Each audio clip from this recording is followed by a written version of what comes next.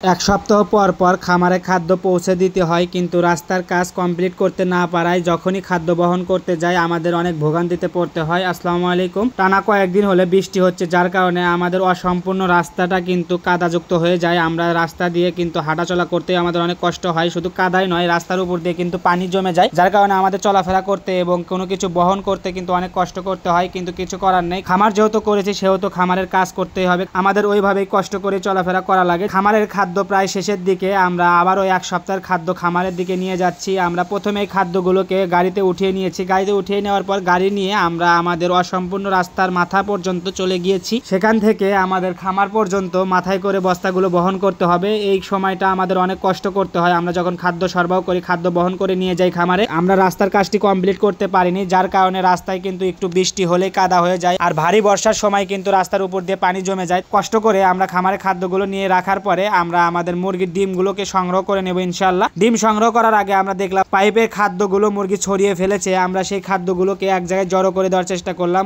খাদ্য যখন কমে যায়, খাদ্য যখন পাইপ থেকে ফুরিয়ে যাওয়ার উপক্রম হয়ে যায়, তখন কিন্তু মুরগিগুলো সেই খাদ্য আর খেতে চায় না। তখন খাদ্যগুলোকে এক জায়গায় জড়ো করে দিলে মুরগিগুলো আবারও স্বাচ্ছন্দ্যে খাওয়া শুরু করে। খাদ্যগুলোকে সুন্দরভাবে জড়ো করে দেওয়ার পরে খুবই সতর্কতার সহিত এবং সুন্দরভাবে আমরা ডিমগুলোকে সংগ্রহ করে নিচ্ছি। ডিমগুলো সংগ্রহ করার সময় অসতর্কতা অবলম্বন কোনোভাবেই করা যাবে না, এতে ডিমগুলো ভেঙে যাবে এবং লোকসানের শিকার হওয়া লাগতে পারে। ডিমগুলোকে সংগ্রহ করে নিয়ে আমরা সবগুলো খাঁচিকে এক জায়গায় জড়ো করে নেওয়ার পরে যেখানে আমরা ডিম সংরক্ষণ করে রাখি, আমরা সেই জায়গাটিতে সংগ্রহ করা ডিমগুলোকে নিয়ে রেখে দিলাম। আমরা সপ্তাহে 2 দিন ডিম বিক্রি করে থাকি। সচরাচর প্রতিদিন ডিম বিক্রি করা হয় না, সপ্তাহে 2 দিন ডিম বিক্রি করি, যার কারণে আমরা কিন্তু সংগ্রহ করা ডিমগুলোকে এখানেই সংরক্ষণ করে রেখে দিই ভালোভাবে। খামার থেকে বাড়ির পথে যাওয়ার সময়ও আমাদের ভোগান্তিতে পড়তে হয়। আমরা কিন্তু তখনও খুব ভালোভাবে যেতে পারি তা নয়। আপনারা যারা খামার করবেন কিংবা খামার করার পরিকল্পনা করতেছেন, তারা অবশ্যই খামার করার আগে খামারের যাতায়াত ব্যবস্থাটা যেন সুবিধা হয়, খামারের চলাচল করার জন্য যে রাস্তাটি, সেই রাস্তাটি যেন ভালো হয়। রাস্তা ভালো না হলে কিন্তু আপনি খুবই ভোগান্তিতে পড়বেন এবং আমাদের মতো আপনাদের বেহাল অবস্থা হয়ে যাবে। যাতায়াতের সুবিধা না থাকলে কিন্তু খামার করে আপনি লোকসানের শিকারও হতে পারেন। যাই হোক, আমাদের জন্য দোয়া করবেন, আমাদের মুরগিগুলোর জন্য দোয়া করবেন। সকলে ভালো থাকবেন, সুস্থ থাকবেন। আল্লাহ হাফেজ।